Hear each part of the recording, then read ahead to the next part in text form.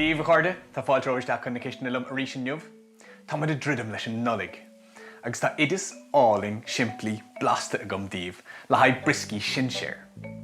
Níl mór annig tastáil, 300 gram de gná flór bán, 150 gram de hiúcra geal don bug, 100 gram ime, óbhamháin, téaspónóg canéil, 2 héaspónóg de fúdar sin séir, téaspónóg sóid bacála, agus hartar 50 gram de orthúlach.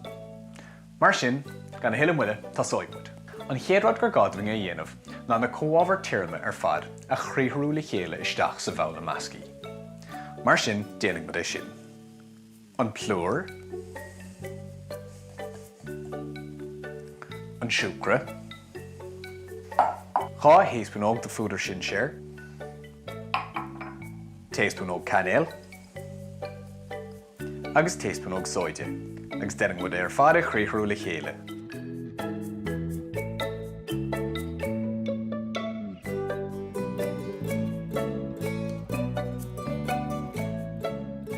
Agus anois tá muid chun 100 gram ime a grátáil isteach.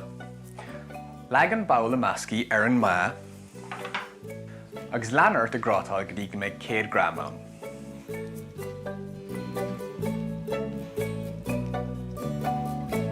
Agus anois tá muid chun an tíim a chuimilt isteach le go mbeidh sé cosúil le greabhróga aráin.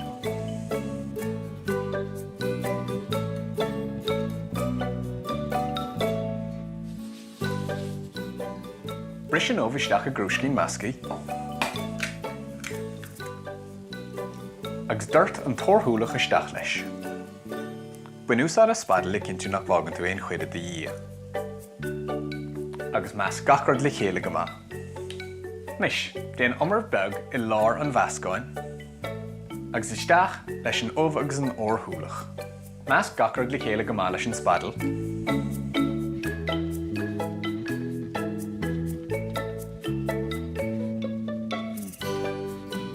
Agus an sin buin úsáidas de lábha leis an meascán ar fad a chuirt le chéile.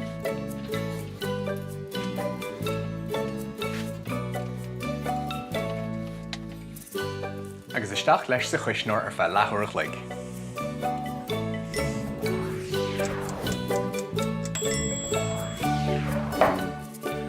Agus anois tá muid chun é rolú amach, scap beag an aon clór ar an dromchla, agus den ceircla beag den téasráin. Cas go minice le cinntiú nach raimíonn sé den dromchla, agus rollig amacha le crán fointe. Bear grímar de chuid gearrthóirí, chur beag an aon clór orthu, agus gear leat. Agus leag amach iad ar chráidir a bacála. Agus an sin isteach los 9 ar feadh den nómad ag 160 chéim. Chun ag súil géar orthu, níor bháiling iad a chó.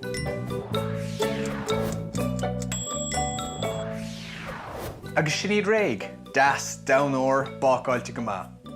Bhí cinnte go bhagan tú neart spáisiir an tráidir a eitrithe, mar eiceigh sibh dat siad cuid mhór. Scaoil le fóhrú go thomláin sa le muna tú amachchas sa tráidir iad. Bheith siad anbhlasta inis. Tásúla gom go daithnáis siad le bh chuirde. Nola chuna agus bannaigí soltasta.